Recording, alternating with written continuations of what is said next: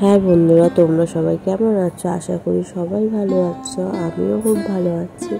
আমি এখানে রাধা সাজবো বলে রেডি হচ্ছি। দেখো কিরকমভাবে সাজছি, তারপরে কথা বলছি।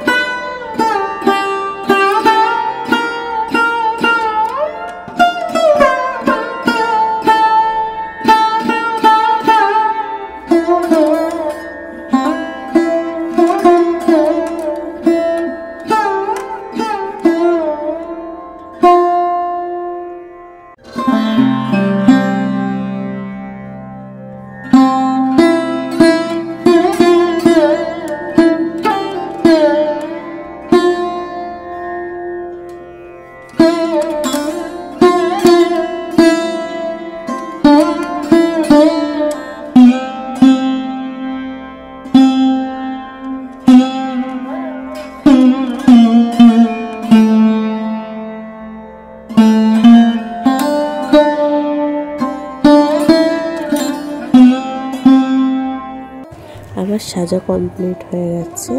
তারপর আমি সাজা গোজা জিনিস একটু দেখে নিলাম, তারপরে শুলাম। দিদি বলছে শো, আমি তোকে কলকা করে দিচ্ছি। তারপর দিদি কলকা করে দিল। আমি ভেবেছিলাম চুলে বিরুনি বাঁধবো না, তাই দিদি বলছে বিরুনি বাঁধ, আমি এরকম ক্লিপগুলো লাগিয়ে দেবো। রাধার তো এরকম থাকে বিরুনিতে লাগানো, সুন্দর লাগবে দেখবি। দিদি বলছে কানেরটা পর। আমার কানের গলার হার সব কিছুই পরা হয়ে গেছে। দিদি বলছে খুলে পর, আবার ভিডিও করি। তো দিদি গালে ময়ূরের পালকটা এঁকে দিয়েছিল, খুব সুন্দরই লাগছিল। তারপর দেখো আমার ফুল লুকটা কেমন লাগছে।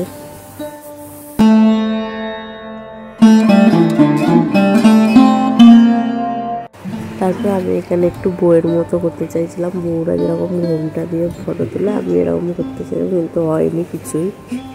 তারপরে একটু দিদি বলছে একটু ঘোর, আমি ভিডিও করে দিই। তাই আমি ঘুরছিলাম, এত জোরে জোরে ঘুরছিলাম। দিদি বলছে আস্তে ঘোর আস্তে ঘোর। তারপরে আস্তে আস্তে ঘুরছিলাম।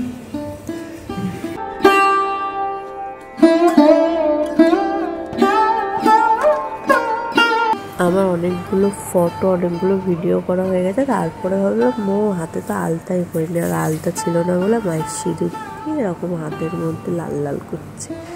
তারপরে টাটা। তাহলে আজকের মতো এখানেই শেষ। ভালো লাগলে লাইক, কমেন্ট, শেয়ার করতে ভুলো না। আবার ব্লগে দেখা হবে। টাটা।